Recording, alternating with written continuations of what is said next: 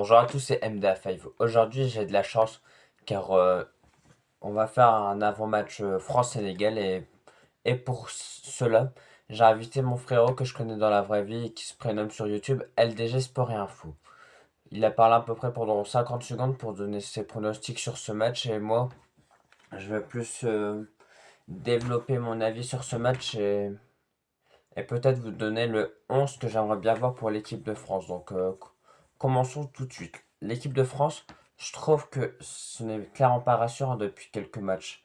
Parce que certes, on a gagné 3-1 face à l'Irlande du Nord avec un triplé de Mikel Olise. Mais je me demande comment Ousmane Dembélé va-t-il être aussi fort qu'au PSG alors qu'il ne sera pas à son poste malheureusement au faux numéro 9 et que j'aurais bien voulu voir Kylian Mbappé à gauche pour apporter sa vitesse. Donc franchement, rien que ça, je trouve ça dommage parce que Ousmane Dembélé, lorsqu'il est en faux neuf, il apporte tellement il apporte tellement plus que Kylian. Certes, Kylian, c'est vraiment les buts, mais Ousmane, c'est plus récupération de balles, intensité de jeu. Franchement, Ousmane Dembélé, je le trouve meilleur en numéro 9. Donc pour moi, c'est déjà ça le problème. Parce que pourquoi Kylian Mbappé veut pas évoluer à gauche alors que à une époque, c'était un dieu à gauche. Mais là non, il n'a pas voulu. Franchement, incompréhensible son choix. Donc je suis sceptique concernant cela. Et on sait tous que Ousmane Dembélé en équipe de France, ce n'est vraiment pas fort. Donc j'attends de voir si Ousmane Dembélé arrivera à faire une bonne Coupe du Monde. Le mec qui a remporté le back-to-back avec le Paris Saint-Germain. Et espérant qu'il ait au moins la moitié de son niveau en équipe de France. Car il pourrait nous être d'une aide bénéfique. Mais ouais, beaucoup d'incertitudes. Le milieu de terrain, je trouve pas si fou que ça parce que N'Golo Kanté sera sûrement remplaçant. Donc les deux milieux, ça sera sûrement Adrien Rabiot et Aurélien Tchouameni. Mais le problème, encore une fois, je sais pas si on va jouer en 4-2-1-3. Donc un milieu offensif et trois joueurs offensifs ou vraiment faire une classique à jouer avec trois milieux de terrain. Donc franchement, ça aussi, c'est une incertitude. Mon autre incertitude, c'est qui va commencer à gauche parce que Théo Hernandez, il évolue en Arabie Saoudite, du coup, il a perdu son niveau qu'il pouvait avoir à l'AC Milan. Et Lucas Digne, c'est un excellent centreur, un excellent mec qui tire les coups francs, les corners, mais je trouve que défensivement, c'est un peu moyen. Donc franchement, je suis pressé de voir comment Didier Deschamps va-t-il aligner son équipe. Même à droite, je me demande si ça sera Mal Augusto qui réalise une meilleure saison que Jules Koundé, mais Jules Koundé a de l'expérience avec l'équipe de France que Mal Augusto n'a pas encore. Donc franchement, ça aussi, je trouve que c'est une incertitude. Donc je suis tellement pressé de voir comment Didier Deschamps va-t-il aligner son 11. Mais, mais ouais, en espérant qu'il n'ait pas de grosses blessures pour des joueurs importants. Donc on verra bien comment ça se dispute. Et en face, le Sénégal, c'est une équipe qui est en confiance malgré que ils se sont vus retirer la CAN au profit du Maroc. Mais je trouve que les Sénégalais sont tellement en forme. Ils ont tellement de bons joueurs comme Sadio Mané, Kalidou Koulibaly qui peut être excellent défenseur central, même milieu de terrain, Gana Gueye, Idrissa Gueye. Franchement, je trouve qu'ils sont une équipe à suivre et surtout l'ancien Marseillais. En vrai, je suis un peu nostalgique d'éliminer Ndiaye. Certes, il n'était pas excellent à l'OM, mais je trouve quand même il apportait pas mal de choses. Donc, je trouve ça vraiment dommage qu'il n'ait pas réussi à l'OM. Donc, franchement, rien que ces joueurs vont être à suivre parce que le Sénégal, ils ont quand même posé de la difficulté au Maroc alors que le Maroc disputait leur CAN chez eux en plus. Donc, c'est pour vous dire le niveau du Sénégal qui pourront nous aligner. Donc, voilà, même le gardien, je le trouve excellent parce qu'à chaque fois, on dit que c'est important d'avoir un excellent gardien et un excellent neuf. Je trouve qu'en termes de neuf, ils pourront mettre Nicolas Jackson, certes avec Chelsea, il n'était pas clairement efficace, mais je trouve qu'avec le Sénégal, c'est un excellent joueur. Donc, à suivre le Sénégal parce que le Sénégal, c'est clairement une équipe outsider qui pourrait aller loin, qui sait, avec leur style de jeu, leur possession, leur grinta, leur récupération de balles. Franchement, le Sénégal, ils sont complets, je trouve, dans tous les postes. Alors que l'équipe de France, franchement, c'est bien d'avoir 6-7 pilier offensif excellent, mais c'est ça à quoi? Magnus Akloch, on sait tous à quel point il est fort. Mais à quoi il va servir? Car il va peut-être jouer 5-10 minutes durant la Coupe du Monde. Donc j'aurais préféré avoir 11 excellents joueurs partout qu'avoir que des excellents attaquants. Heureusement qu'en défenseur central, quand même, on a la paire Upamecano-Salibek, je la trouve très solide. Donc voilà. Je vais vous passer la petite vidéo de LDG Sport et Info et après j'irai mon 11 que je voudrais voir pour l'équipe de France. Pour France, Sénégal, je vois bien une victoire d'un des Français, mais ça va être dur, je pense. Et je vois bien un but d'Embélé avant la mi-temps, un but de Rabiot après la mi-temps, et un but de Mané, je dirais. Ça va être un match compliqué, il y aura de la possession partout. Les Sénégalais vont bien défendre, je pense, il y a Koulibaly. Les Français vont essayer d'attaquer, ils vont essayer vraiment d'entrer dans ces Coupes du Monde pour vraiment être sûr, parce que bon, si la Norvège gagne, déjà, ça paraît plus compliqué. Et bon, on sait jamais avec les faux pas, si on perd contre la Norvège, là, ça va être chaud.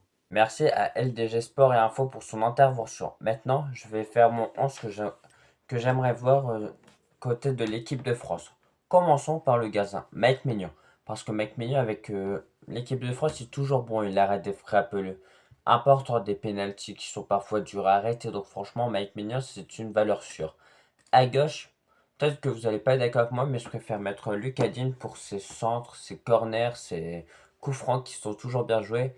Et je trouve que même défensivement, malgré que ce soit pas le meilleur, je trouve, Lucas Digne est supérieur à Théo Hernandez dans ce domaine-là. Donc c'est pour ça que je préfère aligner Lucas Digne.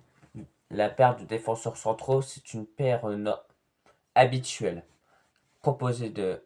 Ah oui, et aussi je crois qu'il a certaines absences comme Chouamini, je ne sais plus avec qui aussi d'absence Théo Hernandez, je crois.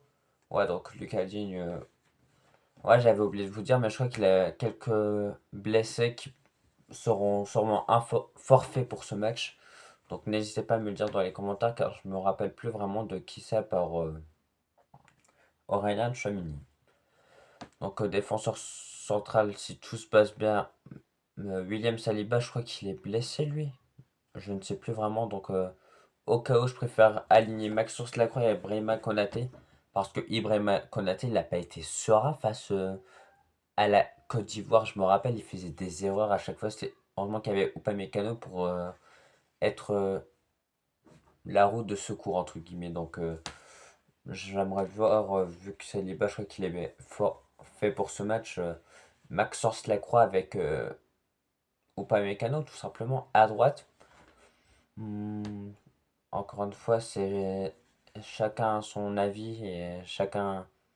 Mais peut-être que vous n'êtes pas d'accord avec moi, mais je préfère mettre quand même Jules Koundé car Didier Deschamps sait parfaitement jouer avec lui, c'est comment le placer, lui donner des leçons tactiques. Donc franchement, Didier Deschamps et Jules Koundé ils se connaissent, donc je pense qu'il. J'aimerais bien voir Jules Koundé, en tout cas, même si ça aurait pu être Malo Gusto à sa place, parce que Malo Gusto, comme je vous ai dit, a fait une meilleure saison. Milieu de terrain, vu que Manu connaît, espérant qu'il soit pas blessé lui, composé d'Adrien Rabiot, car Adrien Rabiot, je trouve que malgré que c'est pas le milieu de terrain foufou, je trouve qu'il est important avec l'équipe de France en termes d'interception, des récupérations de balles, et parfois il peut être très décisif durant les corners et les coups francs avec son duel aérien. Donc je vais mettre Adrien Rabiot. En numéro 10, je mets Ryan Cherki parce que je trouve que le profil de Ryan Cherki à une époque, ça manquait à l'équipe de France, un peu de créativité, de magie. Donc franchement, Ryan Cherki, je kiffe ce joueur pour sa magie qu'il impose sur chaque terrain. Donc Ryan Cherki, à gauche, euh, je, je vous vois vous déjà peut-être mettre Bradley Barcola, mais je trouve que Désiré Doué, il est plus complet, il est plus... Attendez. Non, à gauche, Kylian Mbappé, parce que comme ça, Ousmane Dembélé pour être positionné faux numéro 9 parce que Kylian Mbappé, comme je vous ai dit tout à l'heure, il est hyper performant, je le trouve en ailier gauche car il peut apporter toujours sa vitesse malgré qu'il ait 27 ans. Euh, Parfois, mais lui c'est vraiment un ailier intérieur. quand même, Mohamed Salah pouvait l'être à droite. Donc vraiment, Kylian Mbappé, j'aimerais bien qu'il soit à gauche. Ousmane Dembélé en faux numéro 9, car comme ça, il retrouvera son vrai poste qu'il retrouve au Paris Saint-Germain. Et je trouve qu'il est efficace devant les buts, contrairement à une saison. Je me rappelle, il y a 2 ans, on le critiquait pour son efficacité. Là, c'est devenu l'inverse. Il est devenu tueur devant les buts. Donc, Ousmane Dembélé repositionné faux numéro 9, ça pourrait être une excellente chose. Et à droite, hmm, malgré que je sais que moi, je vais mettre Michael Olise. Donc, malheureusement, Désiré Doué sur le banc, mais ça peut alterner. Soit mettre Désiré Doué en 10 et que Char qui soit remplaçant. Donc, Michael Olise à droite, comment ne pas le mettre? Parce que avec l'équipe de France, je le trouve bon. Franchement, ce joueur, il est passionnant. Et surtout, il fait pas de vagues dans ses équipes. Donc, c'est pour ça que j'aime le profil de Michael Olise. Il est nonchalant, mais d'un beau côté, parce qu'il y a des joueurs qui sont nonchalants, mais d'un mauvais côté. Lui, je trouve que c'est vraiment un bon mec, sinon. Donc, ouais, j'aimerais bien voir ça. Et maintenant, je vais vous citer 3 joueurs qu'il faut suivre côté Sénégal. Bah, Sadio Mané, parce que certes, il évolue dans le championnat saoudien, donc pas le meilleur championnat pour être performant en Coupe du Monde. Mais Sadio Mané, son efficacité, je pense pas qu'il a perdu parce que je le trouve bon efficacement. Et franchement, c'est un bon mec intérieurement parce que je sais pas si vous vous rappelez, c'est le seul mec qui avait rappelé son équipe lorsque le Sénégal était sorti du terrain. Donc franchement, Sadio Mané, quel homme sur le terrain et en dehors. Donc franchement, c'est pour ça que j'aime bien Sadio Mané.